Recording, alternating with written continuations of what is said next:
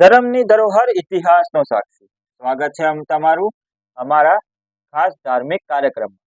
ગુજરાતના પંચમહાલ જિલ્લામાં ગોધરા નજીક 12 કિમીના અંતરે આવેલું ટીંબાટુવાનું પવિત્ર સ્થળ માન્યતાઓથી ભરપૂર છે. શ્રી મહાદેવ અને શ્રી રામ સીતાના મંદિરો ધરાવતું આ સ્થાન ગરમ અને ઠંડા પાણીના કૂવા માટે ખૂબ જ પ્રખ્યાત છે. ધાર્મિક માન્યતા અનુસાર રામાયણ કાળમાં સરપંચ ઋષિ સૂરદાસને ચામડીના રોગથી મુક્ત કરવા માટે શ્રી રામે તીર માર્યા. અહીં ગરમ પાણીના કુંડ ઉભા થયા.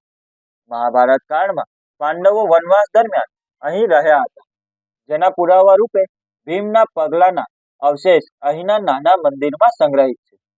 આ કુંડનું આગવું તાપમાન ભક્તિ અને ઇતિહાસના આ સ્થળને ખૂબ જ ખાસ બનાવે છે. મંદિરની બાજુમાં પ્રાચીન મૂર્તિઓ અને અવશેષો પણ આકર્ષણનું કેન્દ્ર છે. ભક્તો કહે છે કે આ ધર્મ સ્થાન માનસિક શાંતિ અને આશ્ચર્યજનક અનુભવની અસર છોડી જાય છે.